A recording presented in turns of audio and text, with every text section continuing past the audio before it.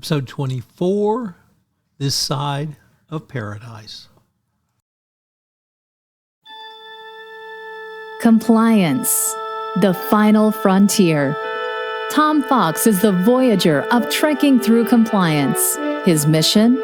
To explore the original series and seek out and share what it can teach you about compliance. Here's your host, Tom Fox.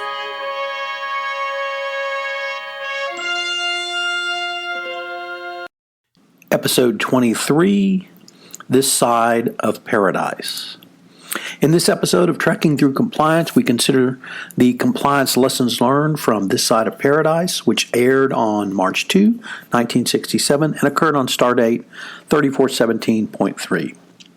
When the Enterprise speeds to the agricultural colony on Omicron Ceti 3, they expect to find none of the 150 colonists still alive, as the planet is being bombarded with deadly and newly discovered Berthold rays. Kirk, McCoy, Spock, and Sulu and others all beam down to the surface to speak with the colonists and their leader, Elias Sandoval. However, they find them alive and in perfect health. Too perfect to health, as Bones discovers when he finds that Sandoval now has a healthy appendix, despite the fact that records show it to have been previously removed. Meanwhile, the colonist Layla Kalomi shows Spock the colonist's secret: plants which spray spores that take up residence in the brain and in return provide perfect health and complete well-being. In addition, the plants thrive on Berthold rays. Sulu is soon given a similar treatment and remarks to Kirk, "Of course we can't remove the colony, it would be wrong." Alarmed with what he sees, Kirk tries to get in touch with Spock. However, it's too late, as Spock is then frolicking with Layla. In the meantime, McCoy is also infected. Not only does he make himself a mint julep, but he also sends up hundreds of plants to the Enterprise. Kirk is beamed up with an infected transporter operator who is systematically beaming down the crew of the Enterprise.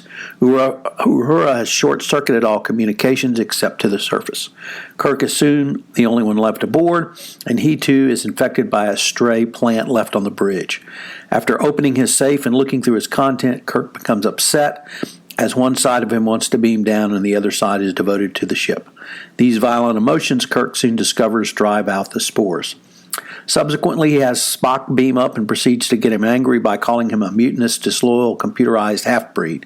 Spock beams up Layla to explain to her what has happened, but the pain of finding out she has lost Spock causes the spores to be driven from her as well. Layla asks Spock if he has another name, and he only replies, "You could not pronounce it."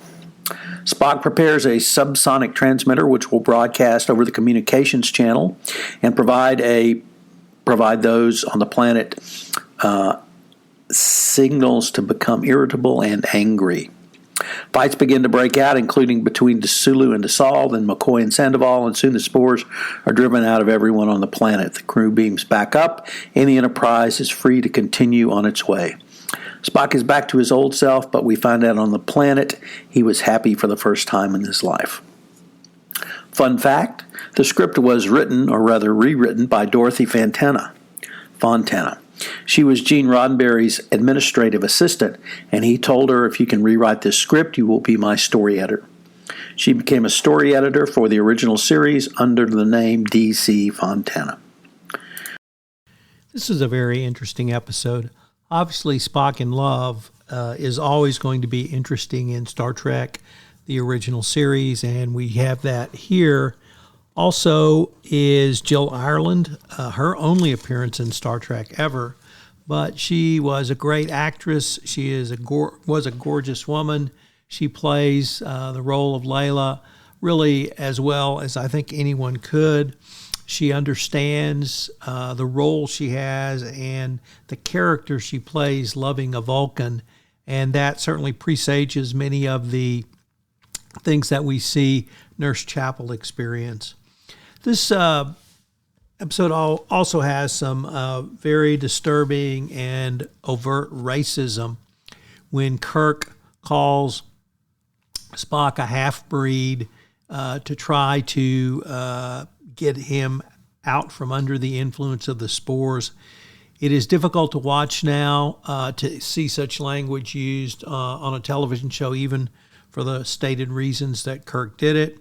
And the fight between Kirk and Spock is certainly one that we do not see literally, maybe one or two other times, but not very often. But the overt racism that Kirk uses is very troubling.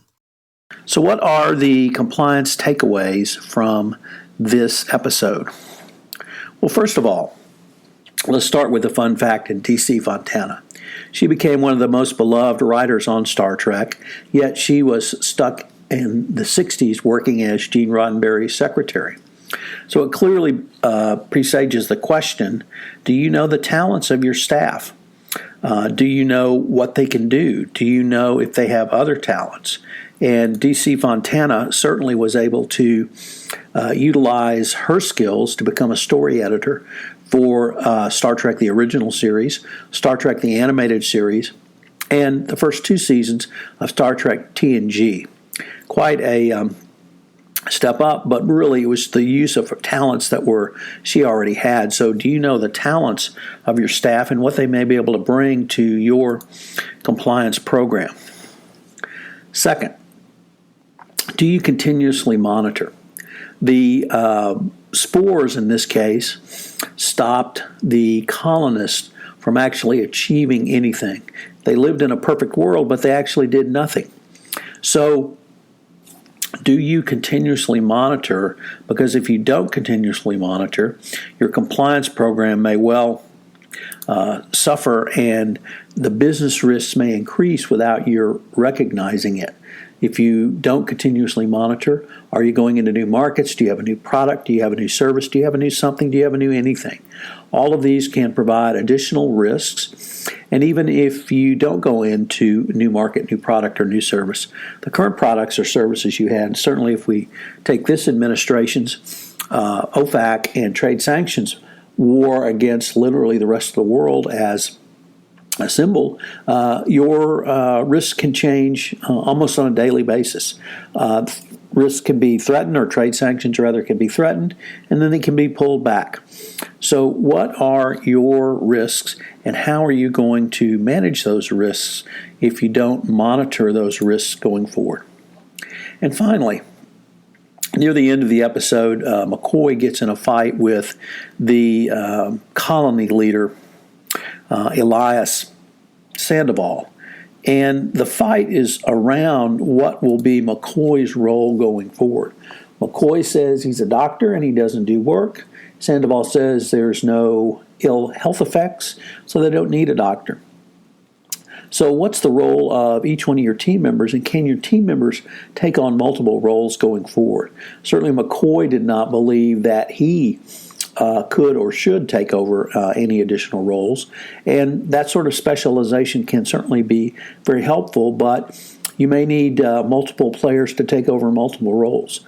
Some compliance functions of large organizations are able to specialize, but within that context, how much specialization do you allow, and how much specialization silos these people from being able to learn about other compliance areas going forward?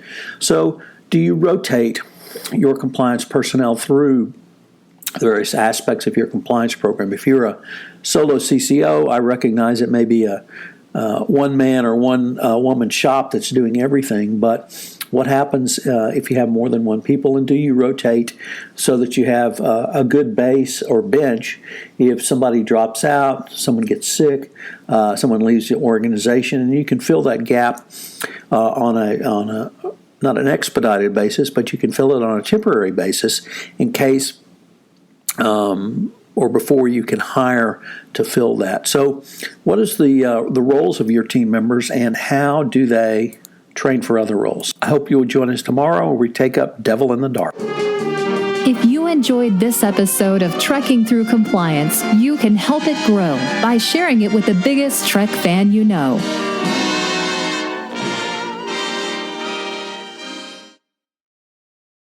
This podcast is a part of the C-Suite Radio Network.